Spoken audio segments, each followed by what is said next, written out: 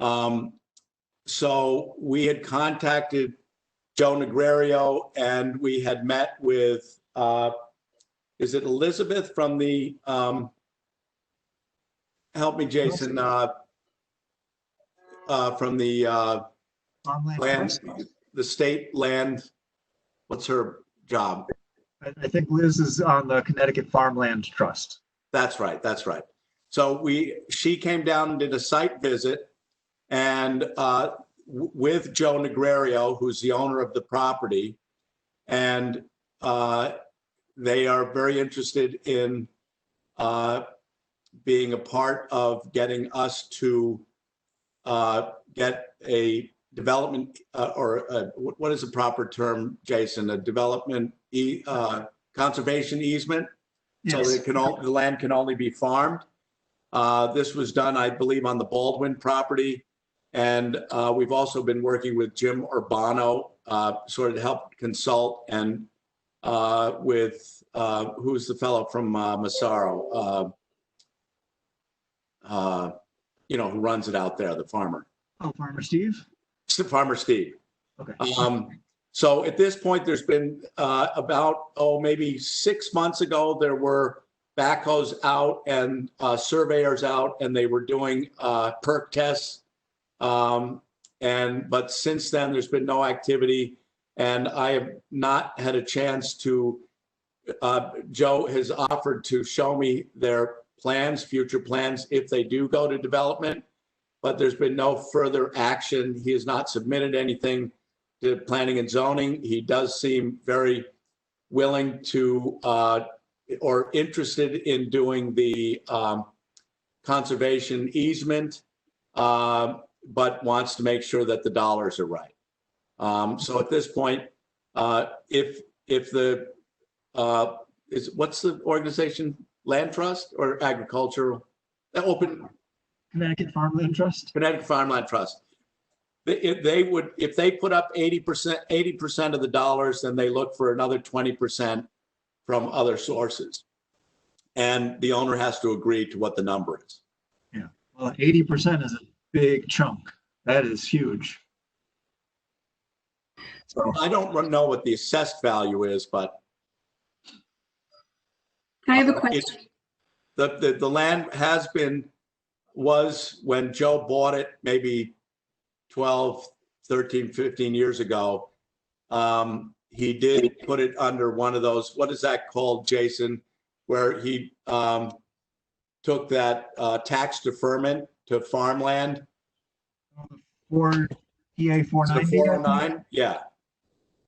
That's what Frank's saying in my ear.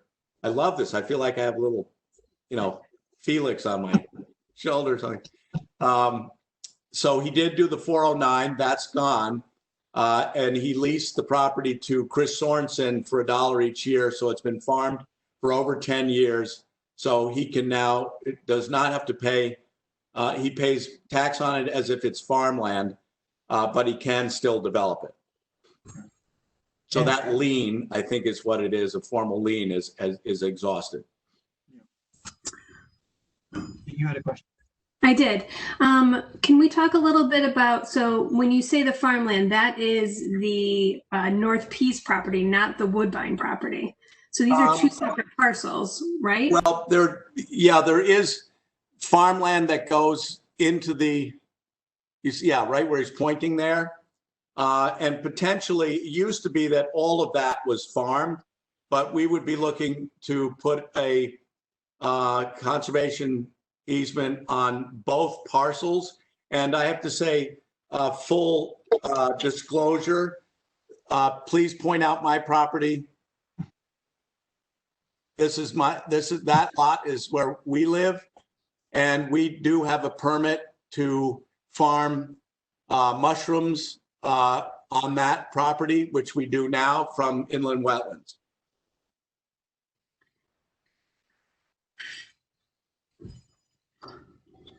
Leland, when you're speaking with the homeowner, in what context are those conversations happening? Are you speaking on behalf of the Conservation Commission? No, and we've been very careful to make sure that I'm the only one making a conversation, so they're not meetings or they're not, it's not considered. And again, Jason, help me out here with what the regulations are. It gets weird and it also gets unnecessarily political. It's if you have 3 members together and they're all of the same political party, it's okay. But if it's mixed, it's not. Oh my Because goodness. if you're all in the same political party, you can consider it as a political term for it. It's not a quorum. Caucus. A caucus. Yes. Wow. Thanks, Kate. It's dumb. It's stupid, and I hate it. And but yeah, technically, it's okay for, like, for example, if me and Leland were to meet, that would be fine. We could talk things out. Or if Kate and I wanted to catch up on things, or after this meeting, if I wanted to follow up with Sharon and give her a rundown of what was discussed, that's okay. But once you start getting above 2 people, then it gets questionable as to whether or not it's actually a non-noticed meeting. So Kate, also, you sound like you know a fair amount about this, and I hope this is right. What I've done in the 2 meetings we've had so far, I met with Joe as a neighbor, right? And then the second time when Elizabeth came down, I disclosed to them that I was a member of the Conservation Commission and an abutting neighbor. And I actually had told Jason about the meeting. But I hope I haven't done anything wrong with that. no, I think you've done everything fine. I've also not spoken with you outside of these meetings either. So I try to keep everything that we do completely on the up and up. In this case, it would be in public, but we're now online and we're not being recorded. So it makes it odd. I would prefer it to be in the open, but it's not. So in some ways, it's okay. We were actually a little bit more frank with each other when we're talking. We're not being recorded. So then let's talk through. I know that you're going to go through your metrics for how we identify properties, and you did a sample one on Woodbine, but not on North Peace. And so I don't know if this is a good time to segue into that, or if we want to talk, if we're going to kind of continue talking about these 2 parcels. I think it's a good segue, and also because I did do the 35 North Peas as well. So there are ratings on. Let's see if I can. I did a whole collection of draft ratings a while back. Now, how do I stop annotating? There we go. So I've done draft ratings on all of those parcels, and I chose those because they were in the list of properties of interest in the open space plan that goes back to 2003 and earlier. So I did purposely pick Woodbine as an example for the discussion, just so we have something that is somewhat relevant, current, and I'm sure Leland would like to weigh in on some of the items that are in the rating as well. So why don't we, unless there's any more questions for Leland about the parcel that's abutting his. I think Or things that you'd like me to follow up with, or? Personally, I just would like someone to keep their finger on the pulse of what's going on. And since it's your neighbor, it's awfully simple for you to keep an eye out. I was a bit concerned. So my personal concerns are it being developed and the loss of the farmland, especially since Chris Sorensen uses it as farmland. It would be a shame to lose that. And being aware of what the other organizations are doing around this. So you talked about the Connecticut Farmland Trust. They've got some involvement. I thought last time you had mentioned that the Land Trust was also taking up. Oh, that's right. That's correct. They were actually present at the walkthrough with the Connecticut group. So if in those meetings, if I joined you and Kate joined you, suddenly we've now got a Conservation Commission meeting on our hands. Yeah. So to avoid that unnecessary conflict and bureaucracy that would surround it. I personally, I'm okay with you continuing to be the eyes and ears. I don't know if Tracy or Kate have any concerns. What do you think, guys? I mean, I think it's tough. I think you're not a neutral party, so I think that makes it a little sketchy. I guess if you're not representing the commission, I think it's questionable. But you can say you're not representing the commission. It's sketchy. But I hope you're at least saying you're there individually and not representing the commission. So I think, and Tracy, you have a good point. So, I mean, what I told them in the first time I contacted Joe was I called him up as a neighbor because there were backhoes out there, right, doing perk tests. The second time I actually met with Jim Urbano, who's on the land trust, and with Elizabeth, I've forgotten her last name, from the Connecticut Farmlands Trust. And, I said, I need to disclose that I'm not just a neighbor, I'm on the Conservation Commission, right? So what is the proper thing for me to do there? I mean, ideally, perhaps you wouldn't talk about it at our meetings. I mean, because you have a personal bias toward the outcome, and if we as a committee are being asked to, I mean, we don't have any power, so I don't think it's as relevant as like if we were planning and zoning. But I think if we as a committee are being asked to vote on something that is of personal interest to you and you are personally involved in the discussions with that owner, I do think that's problematic if you're participating in the conversation with us. So so my thought on it is that, I would be in the discussion, but I would have to abstain from any voting. I would have to recuse myself in a vote, right? Which makes sense to me. Yes, but there is a level of influence that you have, regardless of whether you're voting, by guiding the discussion in a way based on your personal interests. It's a tough line to navigate. I mean, I'm willing to do whatever you guys think is right. So just let me know what you think the proper procedure is. So what does everyone else think? That's what strikes me. I think this is where Jason's amazing system really will kind of help us navigate these issues, because when we have clear objective guidelines for how we pick properties to invest in to create open space, then Mr. Torrance can offer feedback, but ultimately we're using our consistent guidelines. I do agree that Leland would bring a bias. Frank is saying he agrees with what Kate says. I do think Leland brings a bias, but I also think that he's probably well tuned to what's going on. And my personal belief is that he would like things to be conserved, and being on the Conservation Commission, I think that's an appropriate angle to come at it from.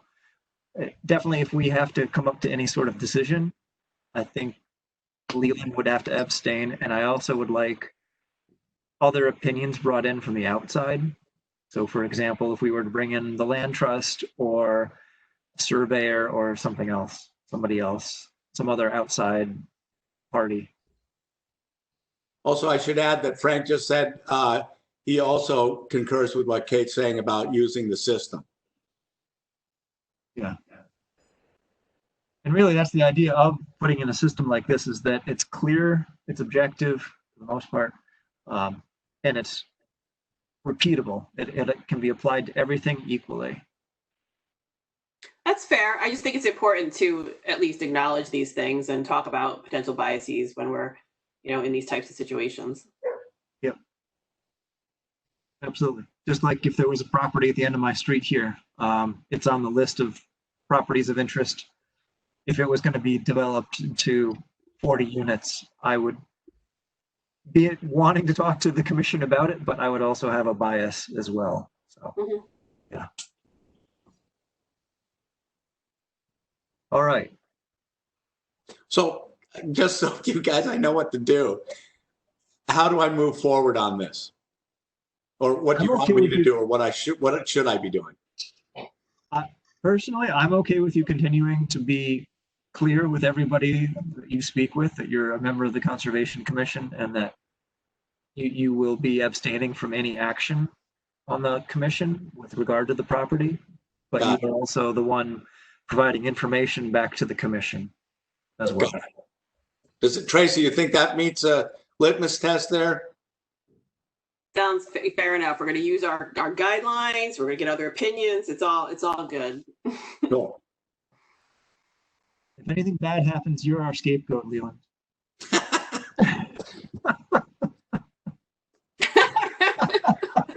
Kate's typing away. Love it.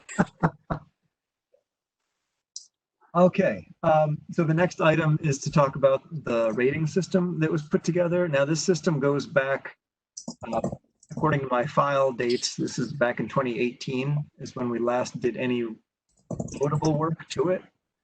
So I'm just going to start with, where did it go?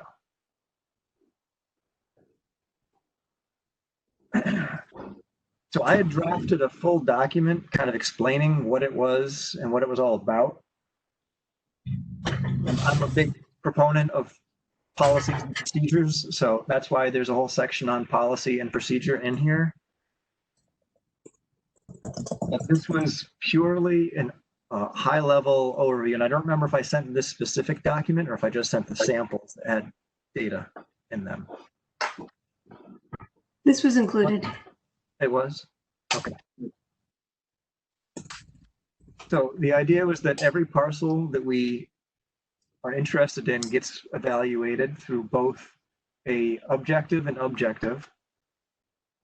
And the objective will include all of the tangible items, where it's located, how big it is, water, ownership, tax assessment. It includes the objective quantitative matrix, which is the Excel spreadsheet that has items that we'll get into, and it will also include the subjective. And this is where you get to explain the things that you can't really get from just looking at numbers and charts. And then every review will include maps. I'm not going to go through this whole document ad nauseum, but it just goes on to explain the various aspects of the objective scale with some references. And I'm actually going to show you tonight how forest cover and wetland cover were computed, because it's helpful to see how I came up with that. And yeah, that's sort of where it ended. Obviously, this is a draft. It needs more fleshing out, but I feel like it's a strong starting point. So taking a concrete example, so we'll focus on woodbine. So I went through, and all of this work was done at home at my computer using the available references that are online. I have not actually been to the parcel. So anything subjective is really difficult to do without actually going to the property itself. So here you can see, so Leland had asked what the assessment is of the parcel.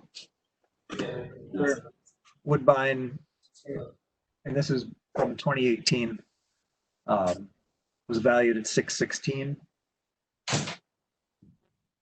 The other one, which was North Peas, was assessed at 230.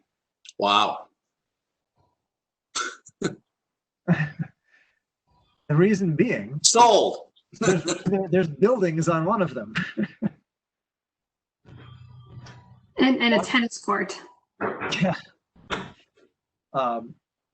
So I'll go through the Word document first. This would have a whole subjective part that would be a narrative that could be photographs dropped in. None of these ratings that I have done include anything subjective. Samples of the maps, the outline of the property boundaries, satellite. There's your tennis court, I think, over here.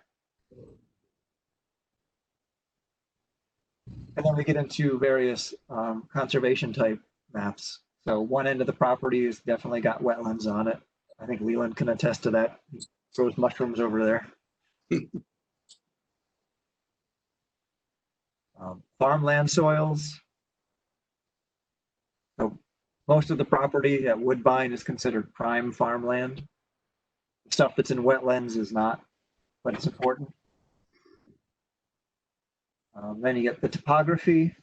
It's on the top of a hill in general, and one side tends to drop off quite steeply as you get towards. That's not Litchfield Turnpike. That's Amity Road. Yeah, thank you. So all of these maps are pulled from the town's website. So here is where I go to do all the maps. It's a matter of doing screenshots and copying and pasting things out. I did the same for the 37 North Peas parcel. Similar maps, etc. And then went into, make sure I pull over the right ones here. This Excel spreadsheet. So this is the objective criteria. And the email I'd sent around indicated that this creation is based upon what we had looked at online. And this goes back into 2016, 2017. So we looked at the references I sent around: Stonington, Delaware. I know we looked at Bristol, Rhode Island at one point. There was a couple others. And what jumped out was that the ability to put primary, secondary, and tertiary criteria so that you can kind of group things as to what is important to us. And things that are important are weighted more heavily than those that are less important. And putting the different criteria in there, this is where we kind of settled out. Now, this being a draft system, I'm still fine shuffling things around if need be. And then to back all this up, on this second sheet on the workbook, we've got a description of all of the items in here. So ecological value, land use, recreation, it's all broken out in detail. Jason, you added all those in? Well, All yeah, those categories? these have all been here. No, but you put them in, right? Well, I mean, it was the collection of the Conservation Commission at the time. We reviewed everything and decided Okay. which items were relevant to include. There were some that I think we had taken out at one point. Yeah, there were some criteria that we had looked at that were really applicable to shoreline communities. Marshland, for example, or brackish waters, which I don't think brackish waters get up into West River, but so we had created this, and I could understand that some people might look at it and think this is way too much. But it's my personal nature to be thorough. So it comes out that way.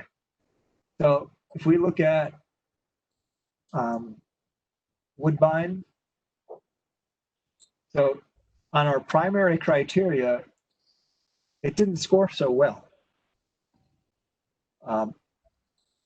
But it's mostly due to the fact that it's developed and it's got houses around it, and it's been cleared. So in terms of conservation, it tends to score on the low end. Can I ask you one question? You and I talked about this, or I think we talked about this at one of the meetings before, in terms of primary criteria or where this might fit in is the threat of development. Right. And we haven't figured out where to do that. Does that take a value and multiply it I don't somehow? know. I have concerns about that because if our primary goal as the Conservation Commission is to protect open space. If we are a reactive body that is here to create some kind of firewall between development and the town, we're never going to achieve the goals of kind of the larger conservation of space. We're going to just be trying to buy property to keep it from being developed. Yeah. So, I mean, I think that that's something to definitely take into consideration, but I think that when we met last time and we talked through some of the other properties on the list, those fit into our larger goals as a commission versus reactively trying to be party to purchasing this property in case the homeowner decides to develop it. I agree. Very valid point. The only other thing I would bring up is where do we put in stuff like that affects, if there's gas in the street, if there's sewer in the street, in other words, that affects development in terms of the attraction in terms of density that may be allowed for development. There is this criteria that's in here. I think nearby development is adequate. That includes infrastructure stuff like gas and sewer. On the definition, it doesn't specifically call out those type of infrastructure. It calls out built up nearby, how many residences are on the abutting properties. But I think that's a good point. I think the things we have, I would prioritize over that, though. I think I wouldn't put something like that above anything else right now. And I'm also concerned that that signals that we're making decisions again based on blocking development. And then if we're concerned about sewer and water, does that mean we're acting as a way to block affordable development? Because you mentioned density, so that's why I'd like to. Yeah.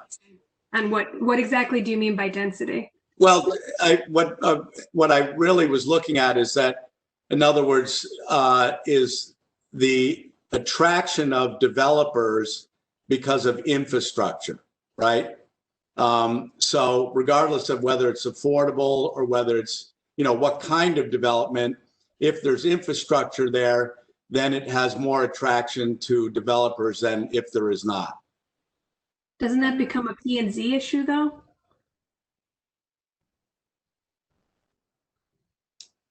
I'm not sure. I just think in terms of assessing, I don't know. I'm just throwing it out. I'm thinking in terms of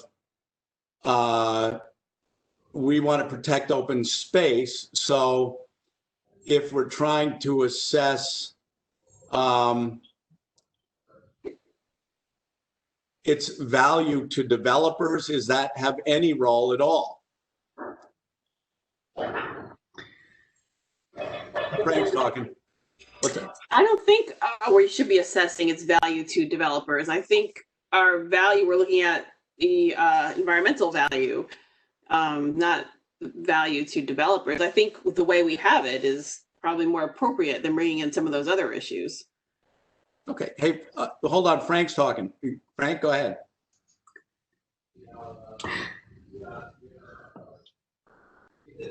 Frank's question is, how many buildings are on the property? On Woodbine, on-site, so it's scored low for on-site buildings. That usually indicates that you've got more than one. If we go to the map,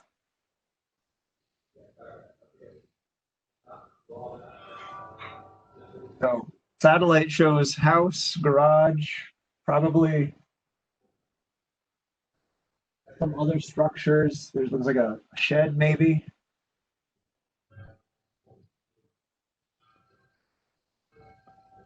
So a large home and outbuildings is what I would consider it.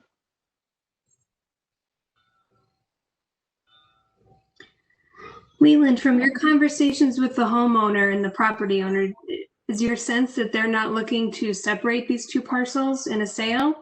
That it's both or none?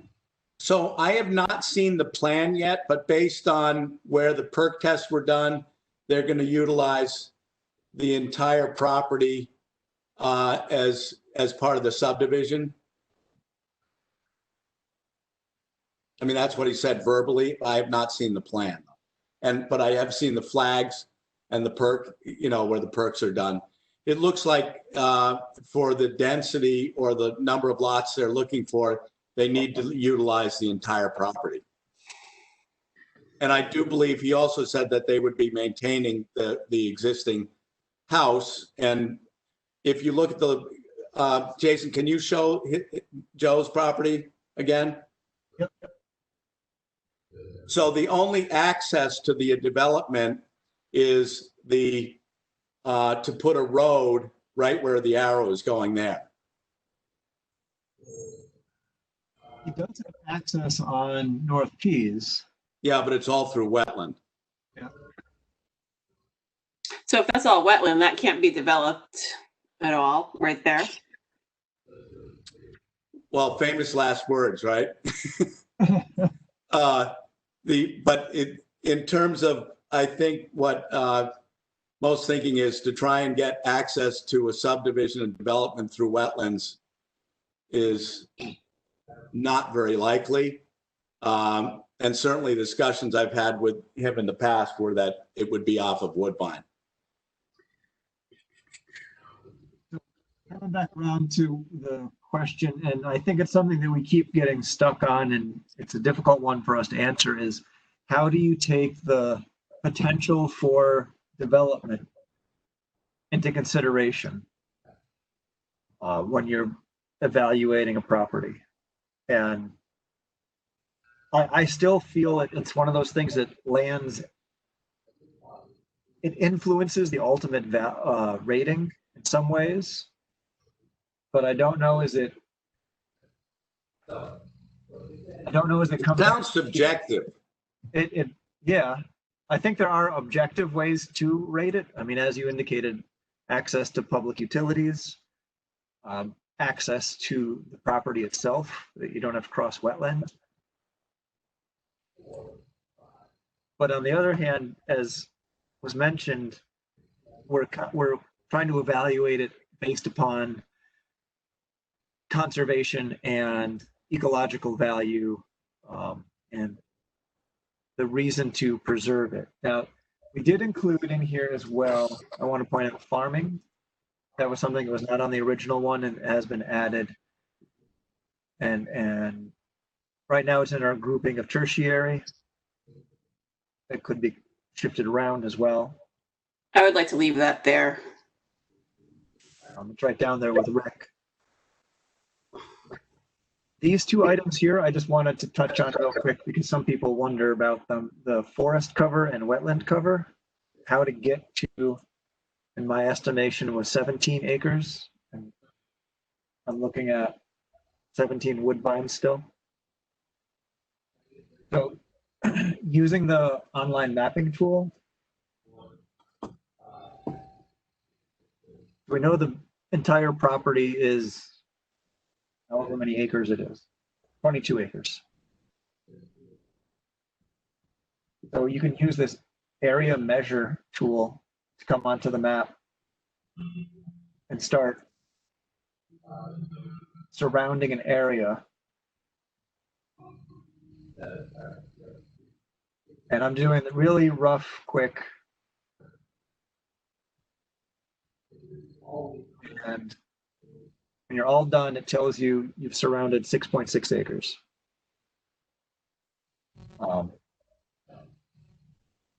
So it's a matter of getting in and figuring it out.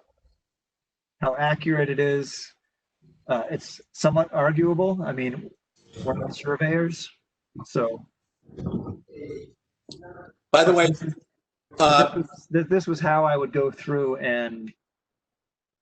Jason, just to interject, that section that's at Woodbine Road and Amity maybe doesn't read as much but that's a power line UI easement. Yeah. I would like to go back to our rating of farmlands as tertiary. And Kate, for full disclosure, I was very active in trying to get us to form an agricultural commission, which the Board of Selectmen has decided they do want to move forward with as an advisory, as another commission advisory, but no commissioners have been appointed during this, COVID time. I personally, feel that farming activities is very critical for the maintaining of open fields and open non-forested areas, and would argue that that's one of the open space areas that are declining most rapidly in this area. If you drive around the roads, you see an awful lot of land that used to be farmland that is growing up and getting very overgrown. I would advocate for having farming activities as being a higher criteria.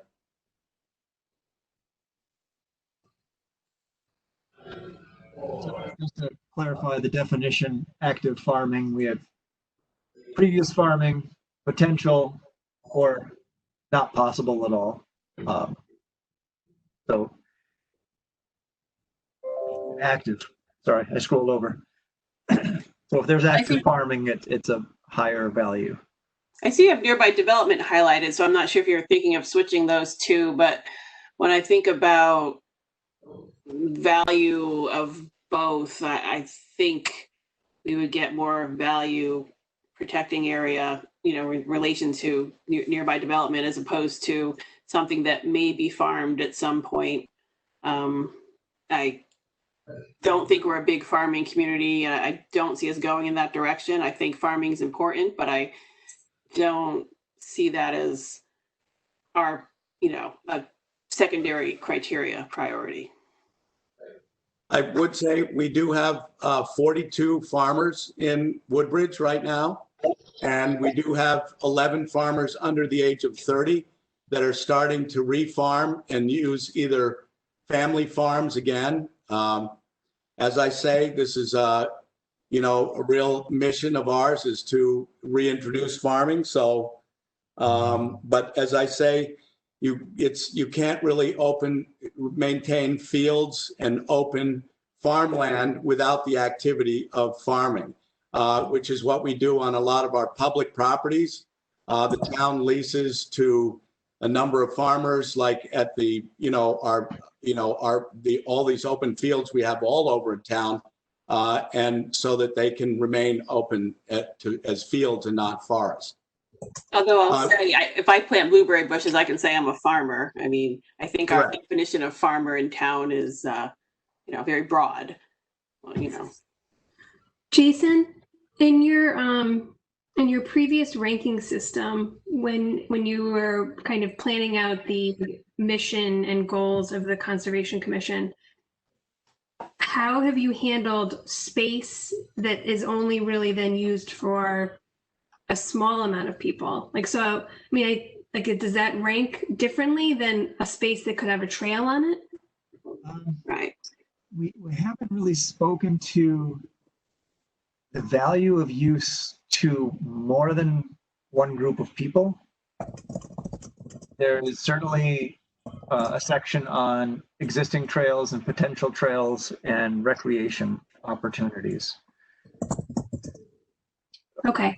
But there hasn't been anything specific that said, if this would benefit a farmer, that gives it one value. If this would benefit a whole group of hikers and birders, that would be something different. I haven't really considered that aspect. Frank just said he was saying that this is a draft and that we could consider moving the farming activities to a different a higher category. He's saying he's saying we can open up a discussion. I thought that's what we were doing. You were Tracy, right? What's that? That's what I I'm thought. talking to Frank. Oh, Frank, did you hear what Tracy said? Okay.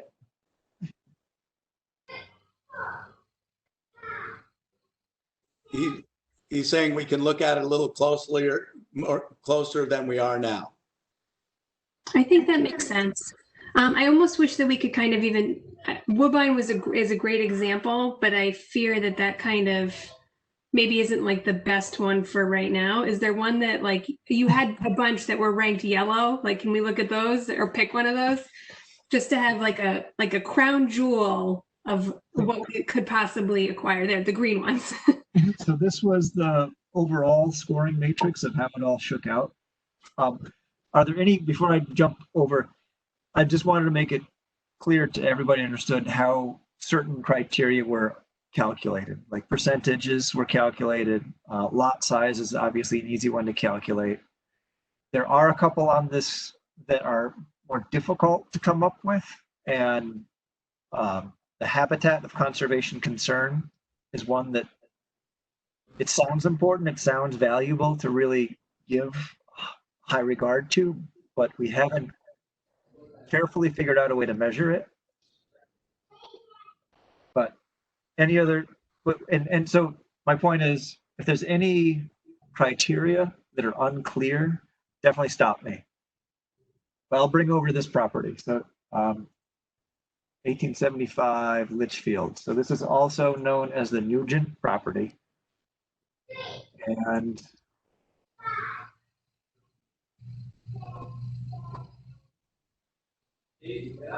so the value on this one was very high because of that West River.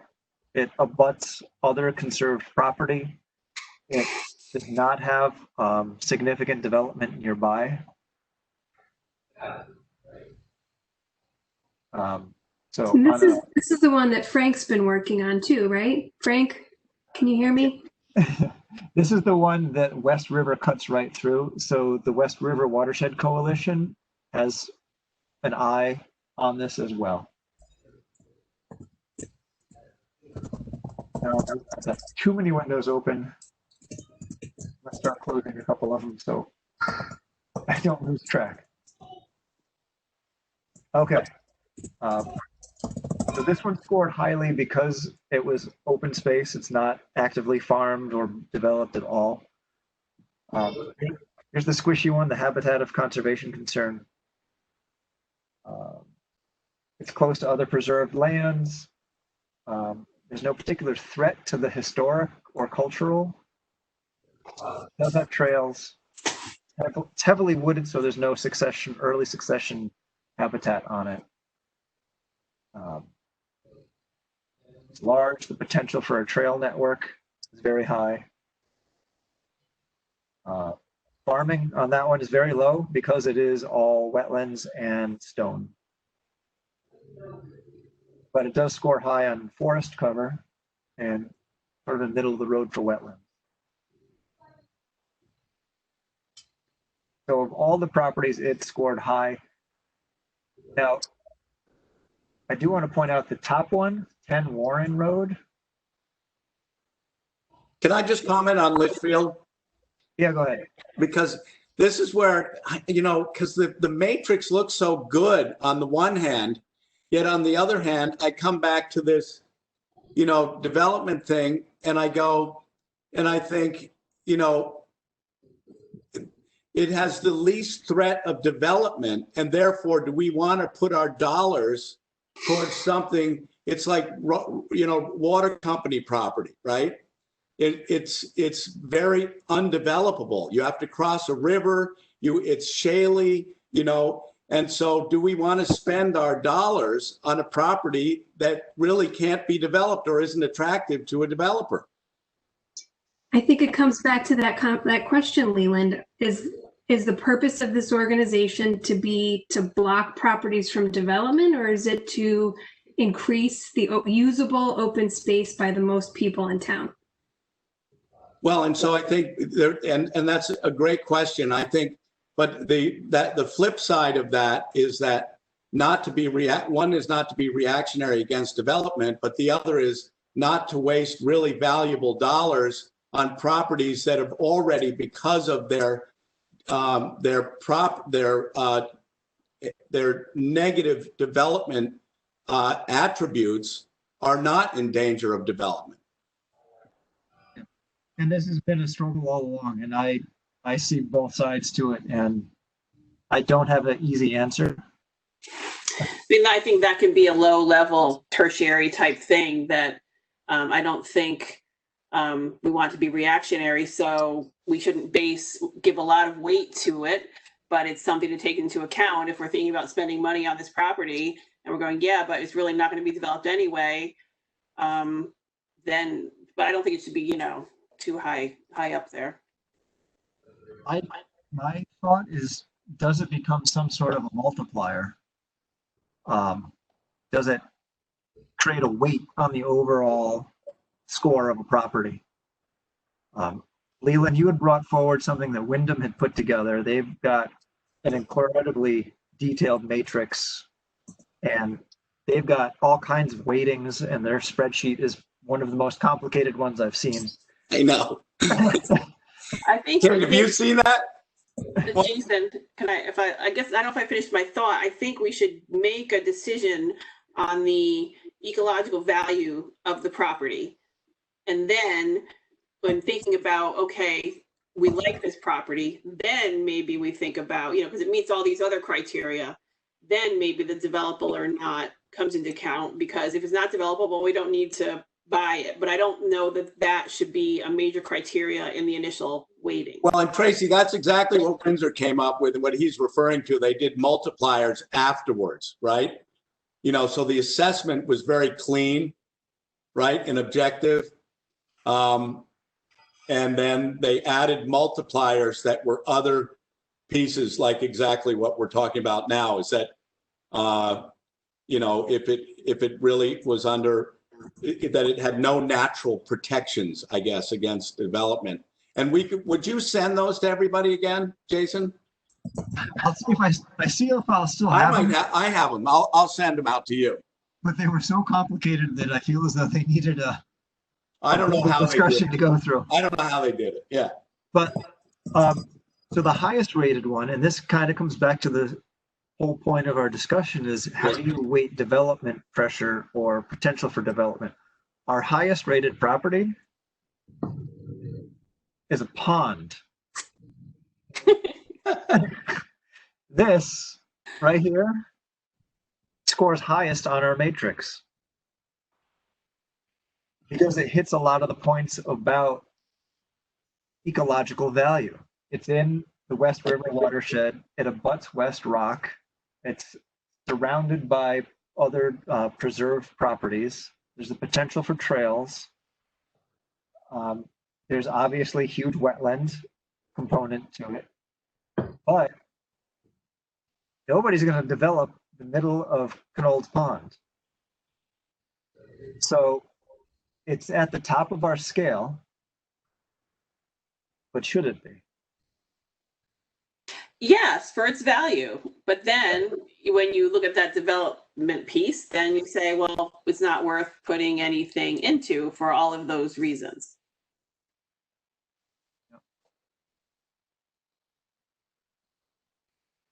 This is a good discussion, by the way. I feel like we're actually sort of circling around to something that might be concrete in terms of coming up with some sort of weighting to the overall scale that you come up with. And perhaps if we do make that decision, that maybe there's a separate category of properties that are unlikely to be developed, even though they're highly rated, we see them as unlikely to be developed. Maybe something like that. Just brainstorming. I think I would like some feedback too, and I'm happy to not put this on the chair to do. I can do this research myself. but I would like to see the breakdown of how many acres of preserved farm space we have currently. And when I drove past Baldwin Road recently, it didn't look like they were using the Baldwin Farm yet for farmland, and that's a substantial property.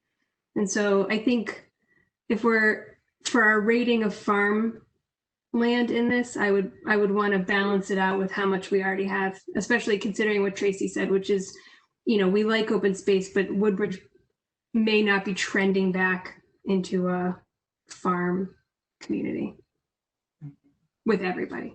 Yeah, and the Baldwin Road one, it was complicated even when we were potentially engaged on the town level, because there's only 11 acres of Baldwin in Woodbridge. Right, the rest is in Derby. Right, majority is in Derby. So another parcel that scores high, but also is not very developable. If I can find it, Johnson Road, Country Club. The country club, right? Country Club is this funky shaped one over here.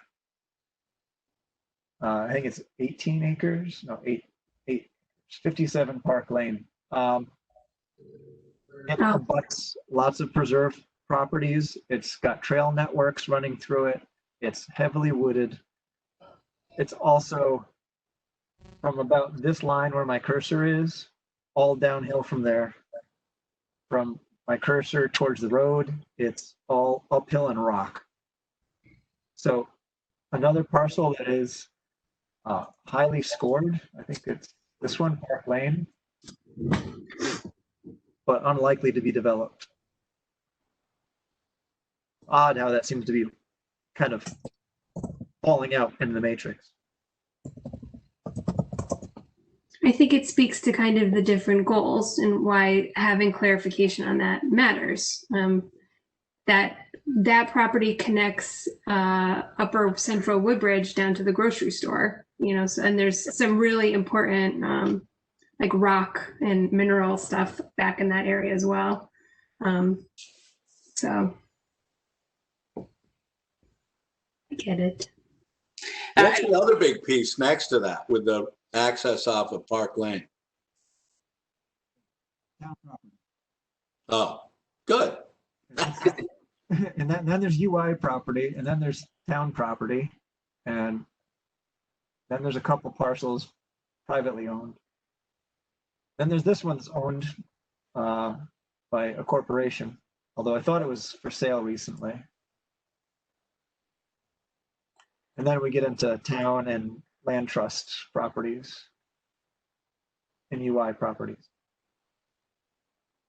And we're confident that no one would build on the rock there, a slab or. There, years ago, we had looked at it because it had been up for sale, and there was the potential for one building lot on it, but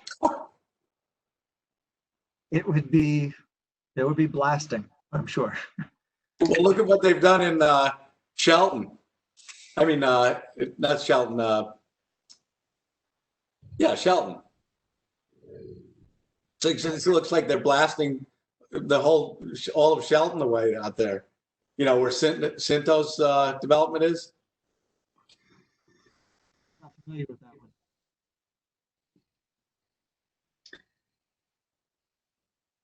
Anyway, being mindful of time tonight. This has been a good discussion on the ratings. Is there any further questions about either the matrix that we've put together or the overall purpose of it? I think it's great. I think when we do them for new properties that are suggested, that 2 committee members each do them independently. So that way it can be kind of, the scores can be aggregated and made sure that they make sense. I like that.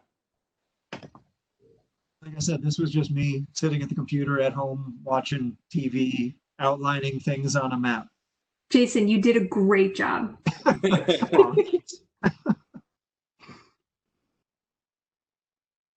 All right.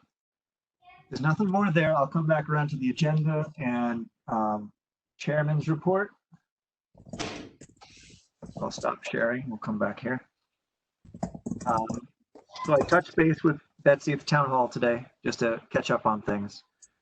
And as Leland said, the Ag Commission is still forming up.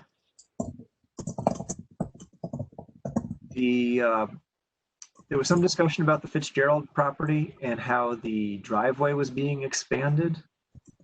That seems to be on hold at this point in time. For those that go to Fitzgerald, you know that the parking area was expanded, which personally I think was a good decision.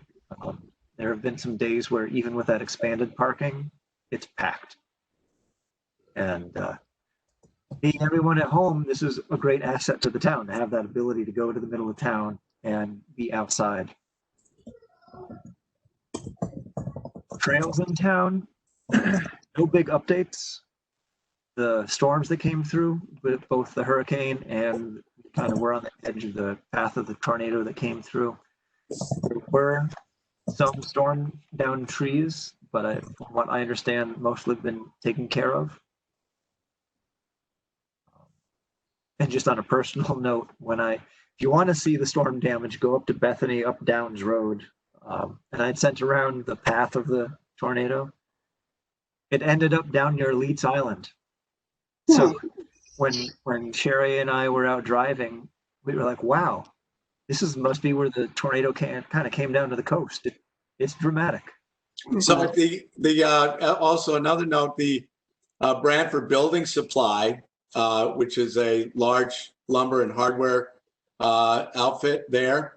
It came right over them, and all of them were in the basement of the main house for an hour and a half, right? And I guess all the buildings shook, and there was lumber flying all over the place from piles. It was really quite amazing. Oof. Here's to hoping that we don't have any more of that for the rest of the year here. Mm-hmm.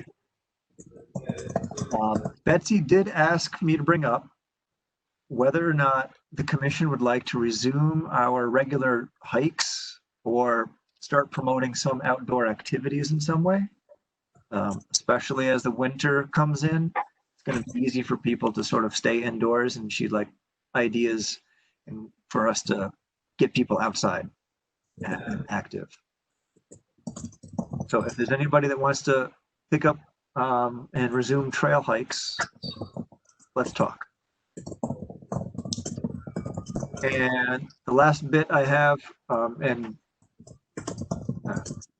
this goes back to way back for conservation. So Kathy Gartland was chair of the commission for something like 25 years. There was a tree planted in her honor in the center of town. Apparently it died, and Sherry and I were walking and saw the plaque, and we're like, there's no tree here anymore. This is awfully sad. So if the tree is getting replanted, apparently somebody else had pointed out, I think Amy Morella had reached out to the town. But our prior chair, there was a oak planted in her memory. And so a new one will get replanted this fall. Great. I think it was in really bad shape in the spring, and it finally gave up early summer. All right, that's all I've got. Thanks, Jason. Thank you. Any more parting words? Does Frank have any words of wisdom? Frank actually hung up on me. my conscience is gone. We're in trouble now, Leland. I know. I kind of like him on my shoulder. Conscience is gone. On that note, we'll sign off. All right. Thanks, guys. Bye. Good night, everybody.